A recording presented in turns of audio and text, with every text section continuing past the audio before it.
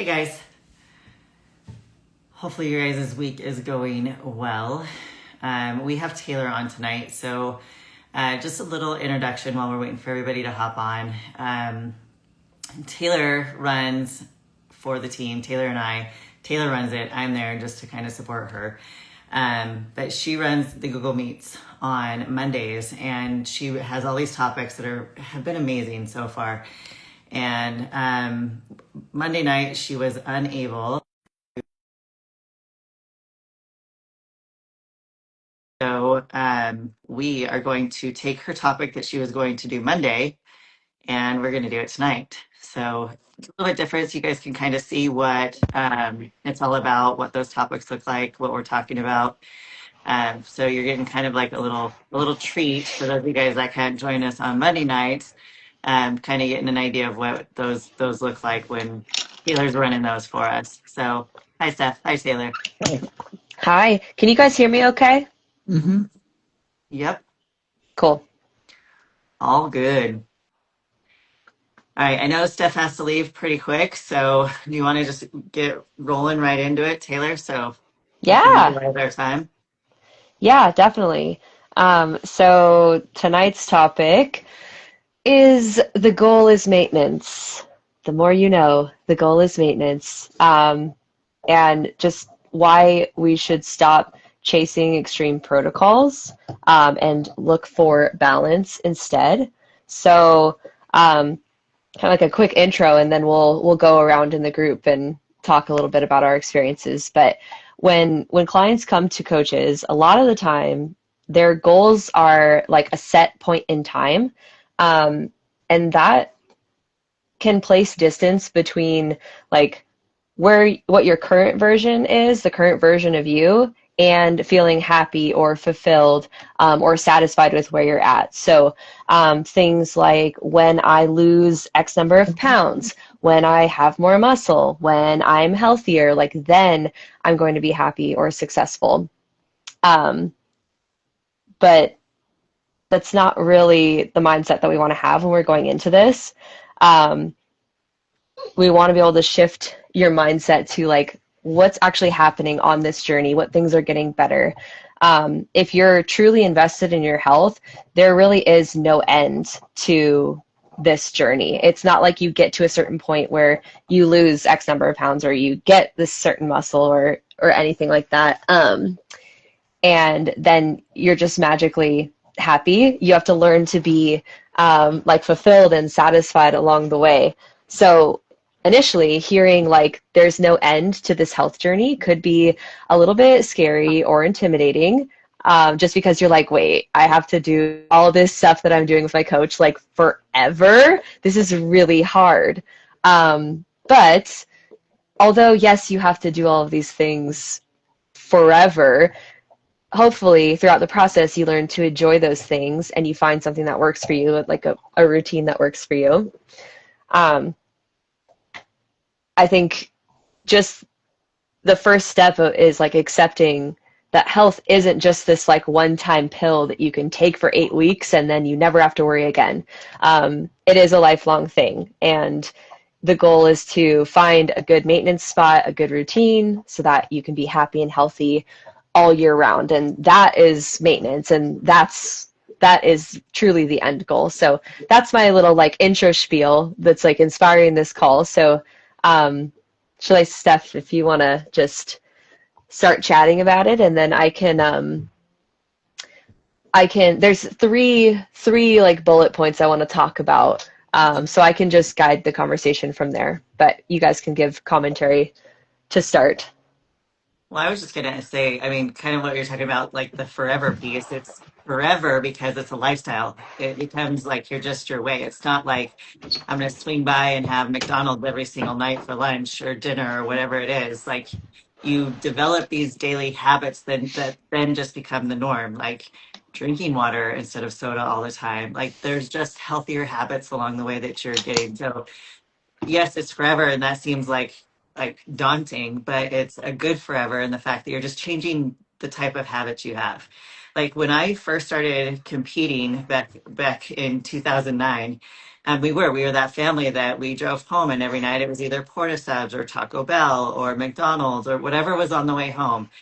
And when I started to get into bodybuilding and understand the lifestyle and nutrition and how food fuels me, and understanding all the components behind healthy eating and how much better I felt when I started to eat that way, then again it became a lifestyle. And we're not talking about like you have to track your food and weigh your food forever. It's not that. It's just knowing what food is, what nutritious food is, learning how to make better habits, knowing how to move on a daily basis so you're feeling good. It's all those little things that lead up to it. So that it's a lifestyle. It's not like this forever daunting task that you have to do.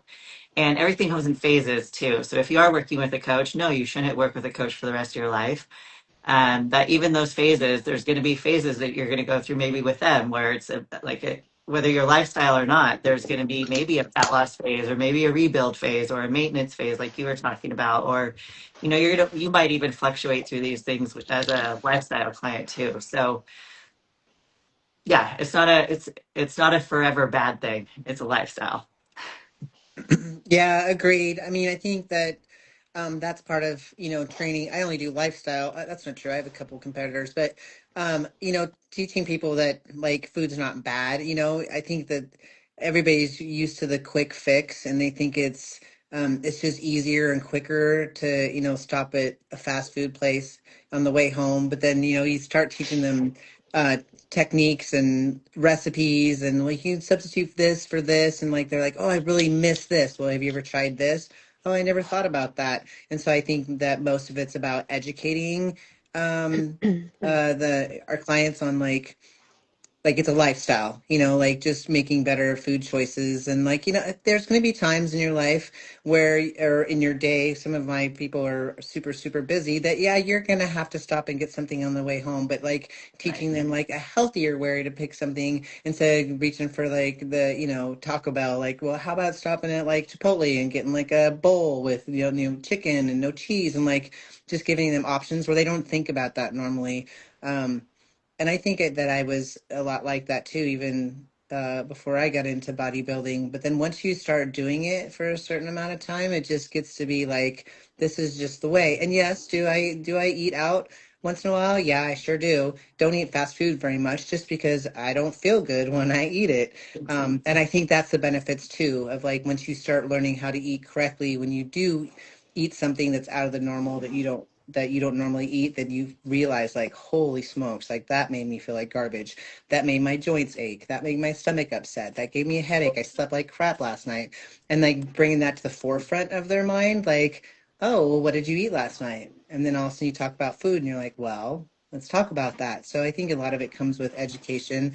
And it's not necessarily, it doesn't have to be a strict thing. I mean, leave that for people that are gonna get on stage and stuff like that. I mean, even weight loss people, like it can be a nice gradual thing. I tell everybody, I was like, I don't want you losing 20 pounds in 1 month. Like that is not sustainable. Like let's do it nice and slow and healthy and like see the result. And then they feel better and they see how much better they feel, they look, their skin's better, their hair's better, and like they see the Hmm. benefits without even having to like harp on them about what did you eat last night and you can't have that and you can't.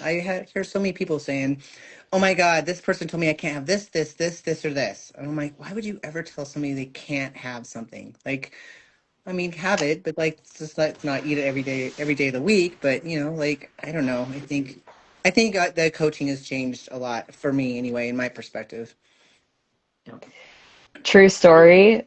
I gave a client an assignment for this week or this past weekend to eat tacos because they had been told like, tortillas out. And I was like, get you a taco, multiple tacos. I Yeah. was like, that's like the one thing that bodybuilders can eat all the time. Like, Yeah, yeah, um, yeah. And I telling love somebody what, they can't have it, they're gonna want it even more, and then Even they're more. gonna most yes. likely binge. And then not tell you, and you're like, well, what's wrong? And then all of a sudden you find out a month later, yeah, I ate a bowl of ice cream that one day when you asked me, and like, because I haven't been eating it, and like, okay, well, let's be honest. You know what I mean? Like, I don't never tell people they Yeah. can't. Yeah. I So, love what Kevin said in the comments. It's not a prison sentence, it's just a better way of living. mhm. Yeah. Amen. We've talked about that before. Like, again, back then when I was eating the way that we were back then, I didn't realize how shitty I felt until I started eating healthier. And I'm like, oh, this is how I'm supposed to feel. And you don't want to go back to that anymore because you're like, oh, this feels great. Like the energy I have, I can shit, like all of this stuff that Yeah. like just you just feel good. And like you talked about stuff like the skin, Hmm. the hair, the all the things, like you just feel Hmm. better. So, and all of us have competed before, and even we like, do we enjoy those meals post show? Hell yes, we do. We can't wait. We look forward to them. But 2 days later, we're all calling each other up, going, "I can't wait to eat that goddamn vegetable. I miss vegetables so bad." I And want going my back to oatmeal that, in the morning, and yeah, yeah, like yeah, that's you true. just feel better. So So, true. yeah, Hmm. Yeah, the one time after a show that I craved so bad I wanted pizza. Oh, I never ate pizza after a show after that. I ate pizza after a show and it was the biggest mistake. I was like, this is terrible. Like my body was like, what are you doing? Like burger and fries I can handle. Pizza, bad choices. yeah, And you don't know. I mean, until you like cut that stuff out. We just had a pizza party the other day for one of the kids at the gym and it was pizza and I was like, oh. I was like, whatever, I'll have a couple pieces. All of us felt like crap the next day. Hmm. People's knees hurt, they slept like crap, their stomach, and I was like, well, there you go. Like that's because we don't ever eat this stuff, like that's we all eat pretty clean and to introduce something that we don't eat all the time, it's like your body's like, let's not do that again. yeah, And you don't know, you get used to it. It's like anything else, it's like having a food allergy. You'll eat it all the time and not even realize that it's affecting you until you cut it out and then you reintroduce it and you're like, holy smokes. yep, you know? yep, Yeah. So, kind of on that topic of restriction and more extreme diets. So for clients that come to coaches that have tried extreme diets, and we talked about this a little bit on the health hierarchy call, that if you do an extreme diet, you may see this initial improvement in your body composition depending on your starting point, but then after that point, by design, these extreme diets and exercise protocols are not sustainable. So they're not going to be successful long term. And if you want to see long term success through an extreme diet or extreme protocols, you need to have a plan to transition out of it, which what are we transitioning to? From an extreme protocol, we transition to maintenance, yes, right? Like, so that Mhm. it's even still the goal. So, like, keeping that in your mind, even if you are going to use an extreme protocol, because there are lots of ways to do things. Sometimes certain scenarios call for different approaches, but still, your end goal should be maintenance. So, do you guys have any stories of that you might want to share about people who are on extreme protocols that may have like you were able to help them see that it was something that was temporary, or maybe people that struggled to make that transition to say how do I get out of this, because mentally you really train yourself to behave a certain way and to think a certain way. So if you're living like, oh well, carbs are bad, like I can't have them, or I have to exercise 7 days a week, like all these things. um what's your experience with that? Um, I think one that really stands out to me actually was a guy that I worked with, and he was doing keto. So he Mm. was very overweight, and he was doing keto, and he was very successful on keto. But I remember having this conversation with him, and I was like, I think that's great. I think everything has its purpose, and if this is working for you, I go, but at some point, you're going to crave a damn vegetable. Like you're gonna want some vegetables in your life. Like we're made to eat vegetables, fruits. Like he's like, and then so he's like, no, I think it might be good. And probably about a month later, he's like, okay, I'm gonna need help. He's like, what I wouldn't give for some fruit right now. And so I It's was like, like, yeah, duh. because I know, right? So we had this huge conversation about like, okay, so like your body's gonna crave a lot of carbs right now because it hasn't had it in so long, and so you're gonna want to go super ham, and that's going to make you retain a lot of water. And it's like, you got to be careful about the way you transition into adding carbs back in your diet and how important that was. And but it was a good example of like, yeah, I mean, keto is effective. It can be effective. I've heard people lots of things, and I don't say one way or another. I just say it's not a lifestyle. If you want to use it for the purpose of a specific task or losing weight or whatever, fine. But then realize that that's going to end at some point, and you need to eat like normal foods. That's about the Hmm. only one I can really think of that was like extreme to that point. Yeah, that's cool that he was open-minded though, and like Hmm. came to you on his own and kind Yeah. of like came to that conclusion on his own of like, oh man, like I actually can't do this. And that's okay. It's okay that you can't Hmm. do this. Yeah. Yeah, exactly. And that's what, we had that discussion too. Like, okay, let's ease back into it. And like, it's natural to crave fruits and vegetables. And I mean, even bread. I mean, I'm not saying it's bad to eat bread, just don't eat the whole Hmm. loaf. Um, so yeah, that's the only one really good story I have as far as extremes go. Chalice. Yeah, I can't think of any like super extreme like that right off the top of Mm. Yeah. my head. Okay. Well, we can talk a little bit about um, that realization that Steph you brought up with your friend or client or you're helping them out. I think that for some people, if they're able to make that realization on their own, it's very cool because you see them be so committed to a diet that might even be working for them, right? And they're seeing success, um, which sometimes isn't the case, but there's almost this like loyalty to it. And when you do something that is hard, you like start to have pride about doing it and it becomes a little bit a part of your identity. Like, hey, I'm somebody that does this hard thing and I do it and it's hard and I do it anyway. And I'm like, sometimes people are like, trust the process. The process has to be good if you're going to trust it and have good things happen. So, Yeah. um, for that, for that mindset shift of like being open to something else, they have to be able to let go of that pride. Um, how do you guys feel about people thinking that because losing weight has been difficult for them in the past or they haven't found something that's worked, they haven't been successful, that it has to be hard if it's going to work? Do you think that people sometimes self-sabotage when they're like, if it feels easy, if it feels simple, they don't want to do it or they feel like it's not going to work anyway, so they don't even start. They're like, oh, you're telling me all I have to do is just eat cleaner and like get my daily steps up? No way that's going to work. I've tried all these hard things and it hasn't worked. Oh, 100%. I have a girl right now that's like that. Like, she's on all the meds. She's taking all the GOP ones.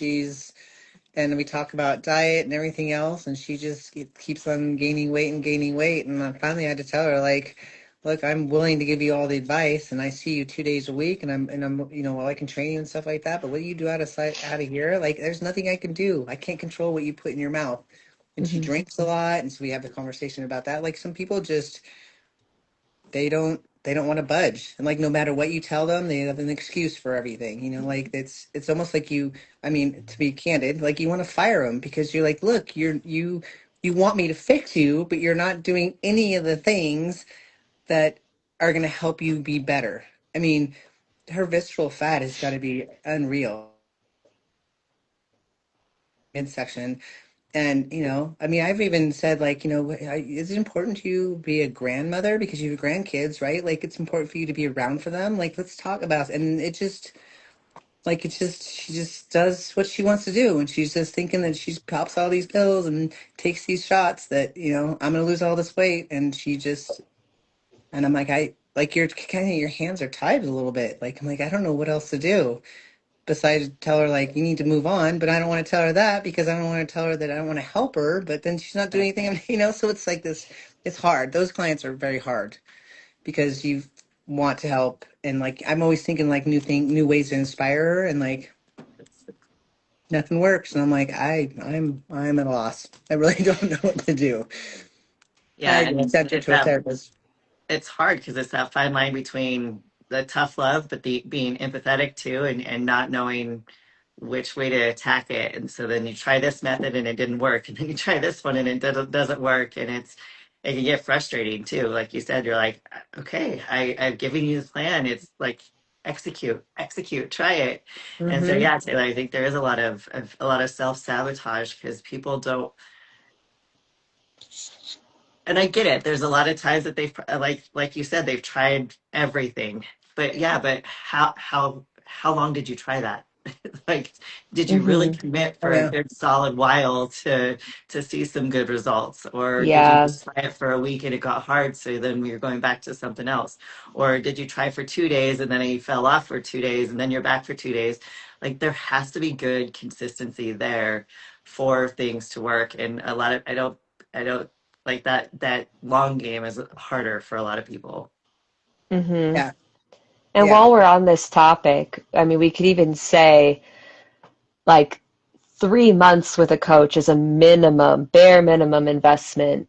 And really 6 months to a year is when you're going to see like noticeable change to where if you're like really putting in the work, maybe at the end of that time period somewhere in there, you'll feel confident like going off on your own. But I will say most people don't. If you do have a good relationship with your coach, sometimes it takes longer and you want support throughout the entire like time that you're working towards your goal. And a lot of times it does take longer than a year. A lot of Mm-hmm. stuff, a lot of life happens in a year. Like, and when, like bringing up the health hierarchy call again, like when we went through and we placed all of these things on our graph where we were talking about body composition and longevity, the top drivers for change in body composition and longevity were all the simple things: sleep, track your macros, calories, Mm-hmm. and strength training and stress management. Like those were our top things. And that there's so much of that is like not really something you can just check off on a to-do list. It's like every day, it's all of those tiny little decisions you make throughout every single day. And that's tough. That takes time. Mm-hmm. Um, And it's the not always protocol. it's not always achievable too. Like some of those things are uncontrollable. Like sometimes you can't control your stress because of Mhm. career or family or marital problems or whatever. Like it's just you can't control it because it just is what it is, you know. But I think I always talk about how, you know, in a sense, like we're therapists, you know, because we talk to people about managing their stress, about relationship Mhm. issues, about, you know, going to the doctor, and like, you know, you end up being their bouncing board for so much stuff. And but then that they learn through your experience, right? We talk about the way we maintain, the way we manage stress, the way we, you know, like we end up being that role model in a sense for our clients, you know. And everybody on the team, like the community too. Um, because I mean, there's so many things that other people on the team do really, really well that I'm like, wow, I aspire to be like you. Yeah. Like No. Jen. Oh, sorry to shout out Jen, but shout out Jen. Every time I see her in the gym, I'm just like, girl, yes. Like she is so, I feel like just she's so committed. When she's in her workouts, she's like in the zone, but you go up to her and then she's like, hi. I'm like, you're so nice. You're so nice and so committed and so jacked. Yeah. Yeah. Uh, You gotta love her. That's awesome. yeah. Yeah. But But yeah, even if like, once you start seeing the success and you start seeing the little bit of muscle and like my girls are like, oh my God, like I have a little bit of muscle in my shoulder. Look at that. And like all of a sudden they're proud. And then that just, you know, cascades. Oh, you little, there's a spider on my table. What the?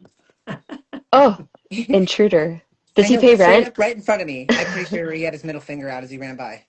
Like, haha.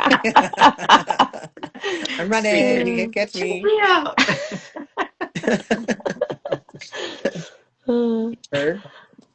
um, for kind of to like round out that one, unless Shalise, you had something to say, but I just thought of this that like I would much rather have a client say Yeah. that their plan is easy to follow and but the execution, how do I say this? Like the plan is simple, the execution is hard. So but and that's like when you're working with us and you're trying to like get towards this maintenance idea, like the plan, very easy to understand, like directions are simple, but actually doing it is a little bit more difficult. With things like keto or a restrictive diet or like very intense specific exercise where you're doing this like all the time, there are so many rules and restrictions that it's like, wait, can I have this? Can I do this? And it seems like everything is like a closed door. Like that's what we want to avoid. Like don't make your plan hard to follow. Like it's, you know what I'm trying to say? Where it's almost like easier to say, oh, well, I don't have carbs. But then when you're actually trying to like make that happen, it doesn't work. I don't know how I'm trying to say this, but maybe you guys can say it better. Well, I think that, I mean, in my experience, that people have a really hard time knowing the difference between a protein, a carb, and a fat. Like that takes a lot of education.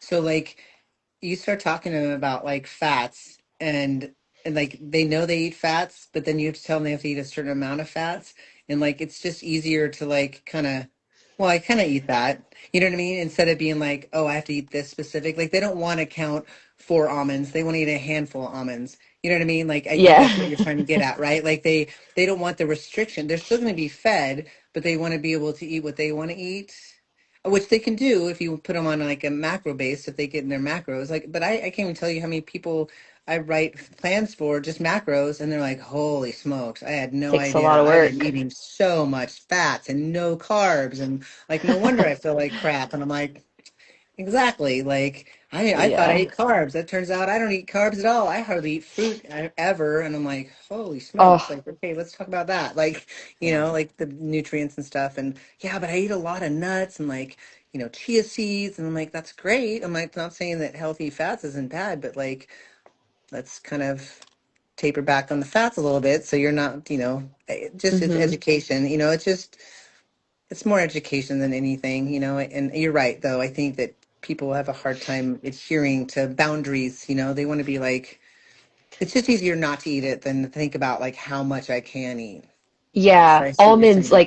almonds good, chocolate bad. Like good labeling things good and bad, those black and white, all or nothing Hmm. type approaches. Hmm. Yeah, it feels easier in the moment, but then Hmm. it actually makes it longer. Like makes everything take longer because you have to transition out. Right. Trace? I got nothing. No? Well, All kind of right, well, going back let's. to like talking about the planning and executing things. So I don't know if you guys saw my story. I think it was like last week. I had a client where I said, okay, so suck it the fuck up and do it, because he was one of those clients that he was getting in his own way basically, and he's Mm, like really, he's like, this is going okay, Taylor. Going back to what you were saying about the plan is easy. He's like, I get it. The plan's there. Like all I need to do is do it. And he's like, I'm not doing it, and that's my problem. And he's like, I need to suck it the fuck up, and that's my response to him. I was like, yeah, just suck it the fuck up and get it done. So yeah, there's a lot of those clients that like just execute, just try it, just see how it goes. Like it's all written out there for you. We put in the hard work. Just get it done and see how it goes for a little bit. Show some consistency, and then we can make educated decisions from there on what to do next. But Yeah. yeah, mm-hmm. Agreed. Agreed. It's almost scary. Like they're like, but what if it doesn't work? I think that's the thing. It's like, what yeah, if it doesn't work? And I put all this effort in and it Wasted doesn't work. effort. Like, Yeah, so I was like, okay, well, let's try it for 7 days. Let's try it for 7 days, see how you feel, see how it goes, like, and then go from there. And like, give them like just little baby steps to get there, because like sometimes committing for a month or 2 months or 3 months is like, it's too overwhelming, right? It's like too much to comprehend. So like yeah, little tiny goals along the way with somebody that's having a hard time with adherence. And then you have other people that are like spot on every day, no problem, hit their macros, do their yeah, workouts. Some people have it and some people don't. And it's not that they can't have it, it just takes a little more trust. And I think that that's probably what you're dealing with more than anything is just trust. yeah. Let's see, Steph, do you have to hop off right now? We only have like one more topic, so Okay, it's okay let's if do. you have to drop. Go ahead. Okay. So we'll close out with this one. Just saying that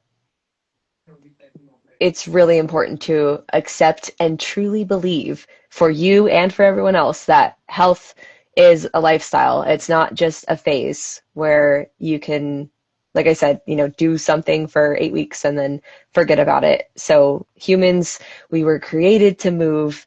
We live in a time that it forces us to reject some of the comforts and the conveniences that we have today, or just be smarter about when to use them and doing so in moderation. So it's like it's very convenient and easy to become unhealthy, but it requires effort to stay healthy. Whereas it was like previously, it required effort to survive. It wasn't even about healthy or unhealthy, it was just survival. But now we get a choice. So you have to choose to be healthy. And you should take pride in that choice, choosing to be healthy. So I like to, anytime someone is a little bit hesitant to change their lifestyle or really embrace that, like, hey, you're going to have to change some things in your day to day and do it very intentionally. I like to say, you know, this is you like respecting your body or honoring your body, living the life that our bodies were meant to live, despite our brain being wired for like what's most efficient and familiar and safe. So I think I saw an Instagram post the other day that it was really funny. It said that like doing regular everyday health things for yourself is like providing enrichment in your enclosure. So treating yourself like a zoo animal. And like if you're just a zoo animal that's been shut in, like you just put it in a cage and you put the like a towel or a sheet over the cage and it doesn't see the sun, it doesn't go outside, doesn't move very much. Its food quality is really low because it's not going out and actually catching it. It's just being fed whatever like goop you give it. That's not really a very happy zoo animal. So if you want to keep yourself a happy zoo animal, you have to provide yourself with enrichment. And you must put good things in your enclosure, like sunlight and healthy food. Wow, that Yeah. was a lot of post, huh? That's Well, impressive. I mean, that was it was implied, right? It just says like, hey, if you feel bad today, treat yourself like a zoo animal and remember that you need enrichment in your enclosure. But it's true, we're these creatures that have been put into these lovely corporate boxes potentially, and you gotta do what's best for your body and your soul. Mm-hmm. Yeah, I mean, I think that, just having conversations with your clients about, movement in general, just for longevity. I think I'm more of my conversations about, like, do you want to grow old and be able Hmm. to, play with your kids and grandkids and, live a healthy retirement? Or like I said, I always tell me, choose your hard. It's hard to be healthy. It's hard to be unhealthy. Like, choose your hard. Like, you're either going to be miserable sitting on the couch because you're fat and out of shape and you can't move, or you're going to be sore and putting the effort in to get in the gym every day. Like, pick your hard. Like, which one sounds more appealing in the long run? We all So, groan when we get up off the couch. Do you want to yeah. groan because you're sore? Or do you want to groan because it hurts? Yeah, exactly. Exactly. That's true. Uh, True. It's true. It's gonna hurt one way or another. So at least do it because you can move. You're gonna get up the couch because it hurts because you worked out hard. Like, amen. Like you get up the couch because it hurts because you haven't moved in like 4 hours because you are a big couch potato. Like, don't call me out like that, Steph. not ideal. Uh, Yeah. Well, some people need to hear it. yeah, I do. Thank you. And I think, I mean, and that's what I think all of us do, all four of us do well at is we're not just throwing meal plans and workouts at people. We're talking to them about the daily habits and how to set them up for to be successful with this being a lifestyle, like, and then making them think about things a little bit differently so that we can make it sustainable for them too and realistic for them. So, yeah, I mean, it is realistic. And like you said, choose your heart It's because, hard. yeah. Yeah. Yeah. Well, Truth. any final words on maintenance that, like, things that you wanted people to know from this call? Just kind of going back a little bit is to what I said about phases is there's a phase for Hmm. everything. So remember, like, it's not safe to stay dieting year round all the time in a deficit. Like, you have to let your body go back to maintenance. You have to provide it minerals, vitamins, all the nutrients, all that, the protein, amino acids, all the things so that you are healthy. Because it's not just physically, like internally, everything that's going on, your hormones, everything. It's all a system and it all runs. And to be mindful of all of that and being intentional about all of the daily habits too. Like the other day, an active person who, she doesn't feel like she sits on her ass all the time. She's like, oh my God, I checked my steps and I was at 2,000 steps all week long, every day. She's like, or not 2,000. Yeah, 2,000. That was it. She's like, I didn't realize I didn't move that much. Like that's how much I sit during the Hmm. day. So Hmm. it's intentional. Everything is intentional. How much you move, how much, what you're eating, what you're drinking, all of that is with intent. And if you focus on that and make that a priority, it's something that was once a challenge is now, like I said, it's a habit now, and it's just something that's just part of your life and a lifestyle that it just comes out of intuition and intent, And you feel Hmm. better. and you feel I mean, better. just in general, you sleep better, you move better, you poop better. Yeah, like everything just is better. Yep, that's all I got. Okay, I like it. Um, yeah, I think with the holidays right now, probably most of our clients are on some sort of maintenance plan where it's like, hey, have some balance in your life. Um, I I would love to see more people adopt that as their New Year's resolution, saying, I want to be able to have more balance and I want to be in control in my life and not feel like these things are outside of my control, or that I'm so restricted that I'm over controlling the situation. So cool. I think Yep.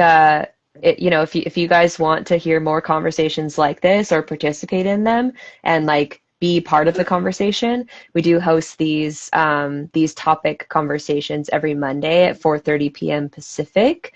So we have 3 more calls for December, right? 2 more?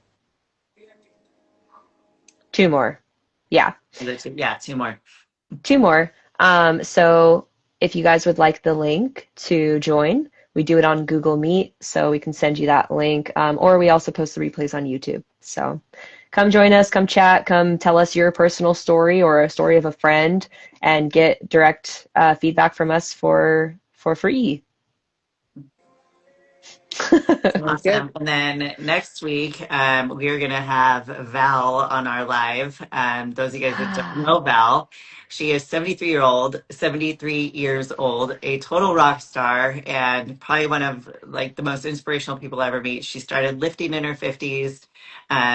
Just one of those that like she grew up in that generation where smaller and skinnier was better, and we're getting back to that, which is so frustrating. But just a really good inspiration for one, it's never too late, and two, you can build muscle at any age and just be a badass because at 73 she is kicking ass. So just coming on to share her story, so that will be a fun one to kind of watch and just be inspired by for sure. Fun. Can't Mm-hmm. wait. Yeah. All right, ladies. Taylor, thank you. Of course. Thank you guys. Appreciate it Yeah. a lot. Love the Yeah. topics. Yeah. Thanks for running it. Awesome. Yep. Everything was good. Yeah. Good, good, good. All right, you guys, have a great rest of So, your week. you too. Talk to you later. Okay, Bye. bye. Bye.